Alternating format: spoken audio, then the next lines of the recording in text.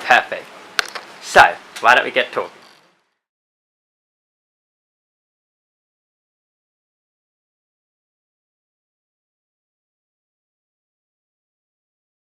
Yeah, I think it comes down to like a personal story. Me and my sister grew up like profoundly deaf, but we both have cochlear implants, and we never really had exposure to the Auslan and deaf community. So I think like at a later stage in our lives, we thought, you know, we want to learn sign language. So there wasn't much visibility in mainstream society. That's why I think it's important to have some awareness of the deaf community in our society. I'm just self-conscious now.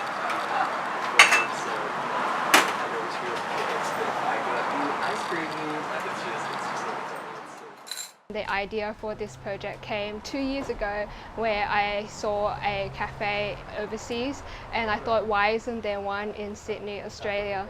So I entered a competition, Nescafe Head Start Pitch competition, and for some reason, lucky reason, it got selected in the top 10. So I thought, oh, this is something that someone wants to, you know, have in Sydney, but just haven't got around to doing it. So then I didn't really do anything with that idea for like a couple of years until like 2 years ago. I was like graduating soon. I thought, you know, I should do something with this idea. So it started off with like a 5 a.m. thing. So I woke up at like 5 a.m. and I was like, I will just research all of the social enterprise cafes in Sydney, email all of them, and I talked to a lot of them. So Parliament on King, there's one in Bankstown, and there's also one in Surrey Hills. So it's just a matter of like talking to people and then going to the deaf community side, so reaching out to Royal Institute of Deaf and Blind Children, Deaf Society, Here For You, many organisations and advocacy bodies that you know, tap into servicing the deaf community, and just asking them whether there will be volunteers interested in this project. And that's how it really got started, and people started emailing me saying they want to really get involved. So, and then we organised our first trial, October, the first Wednesday. That's where it all started.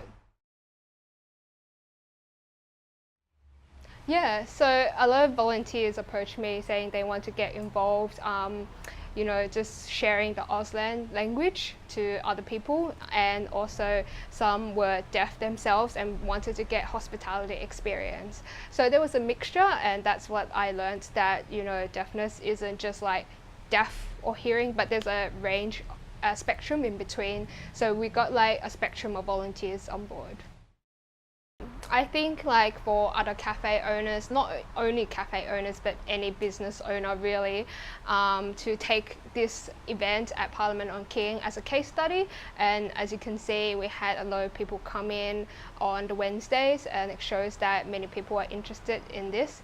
And I think it would be really cool to, you know, roll out this sort of program out to other cafes and businesses, because in the end, it's all about making an impact, and to do that, you need to roll it out in mainstream cafes so that the visibility increases and more people are aware of the deaf and hard of hearing community, as well as Auslan, the language.